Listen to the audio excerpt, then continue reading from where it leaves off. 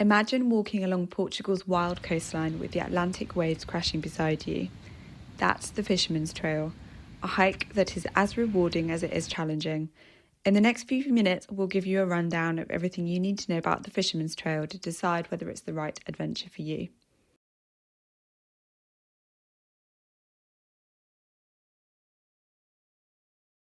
So what do you need to know about the Fisherman's Trail? It is part of the Ruta Vicentina in southwest Portugal. It stretches from the coastal town of São Torpas down to the historic city of Lagos, hugging the coast all along the way. The full trail covers 221 kilometres, which is about 137 miles, and most hikers complete it in 11 to 13 days depending on pace. The trail is a mix of terrains, sandy paths that can be really tough, rugged cliff-top trails offering breathtaking views but not for those afraid of heights, and occasional stretches through charming fishing villages. It's well marked with blue and green signs, making navigation really easy.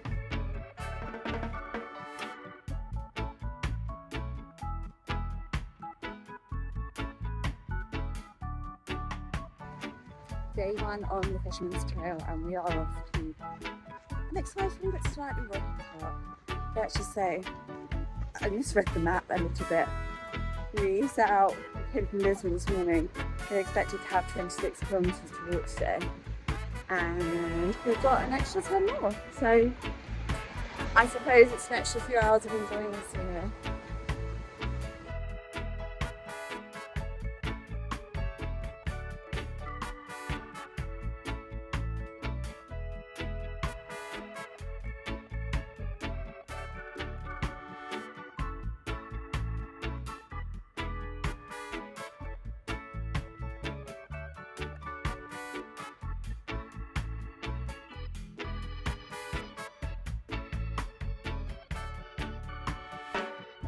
Waiting for the sun to come up on day 3.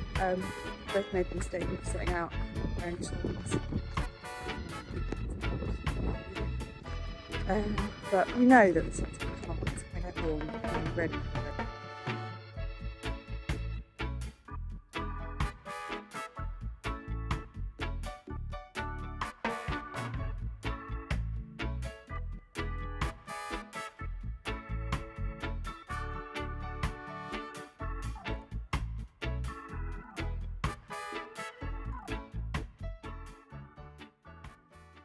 There's a range of accommodation to suit different budgets, from budget-friendly hostels and guest houses to mid-range hotels and even a few cheeky luxury stays.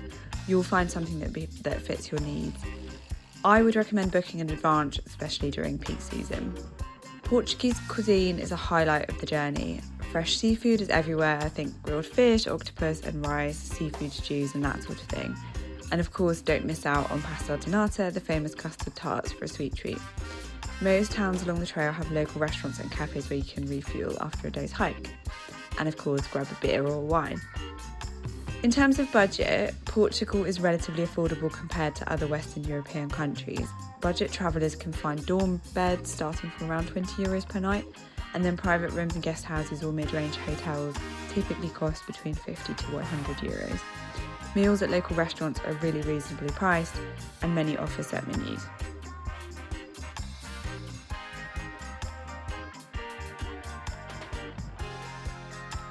So why did we like the trail? First and foremost, stunning scenery. The trail offers some of the most unspoiled coastal landscapes in Europe. There are dramatic cliffs, hidden coves and expensive beaches. Every day literally brought so many beaches, and if the weather's good, you've got loads of chances to swim or just sit and take it all in on the beach.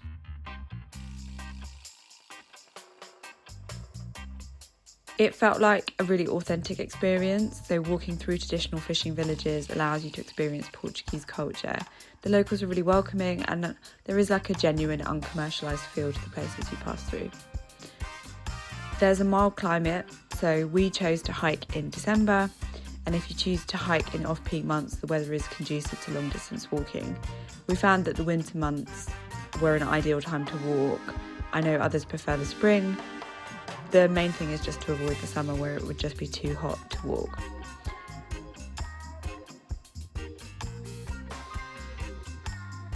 And finally, what we really liked is that there are well-marked paths. The trail is well signposted, which reduces the stress of navigation, and it allowed us just to kind of fully immerse ourselves in the experience and not worry about looking at a map.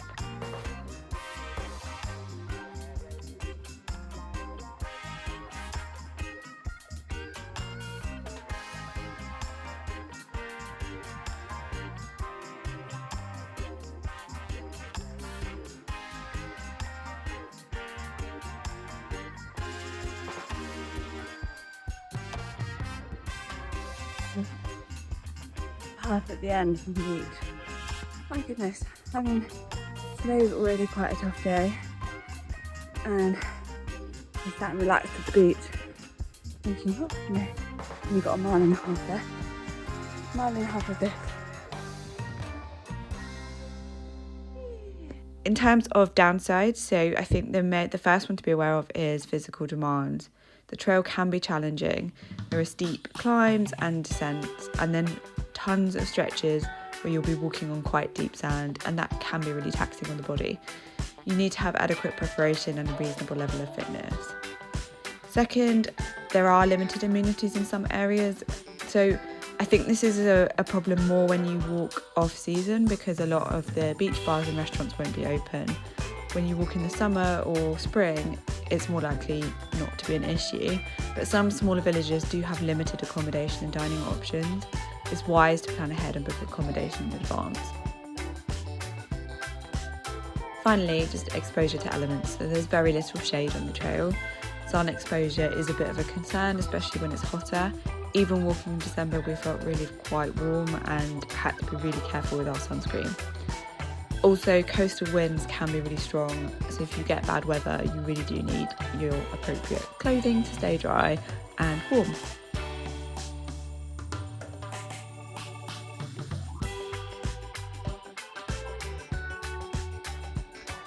So, is the Fisherman's Trail worth it? Absolutely. For wine lovers, food lovers, or anyone who just loves coastal trails, it is the ideal walk.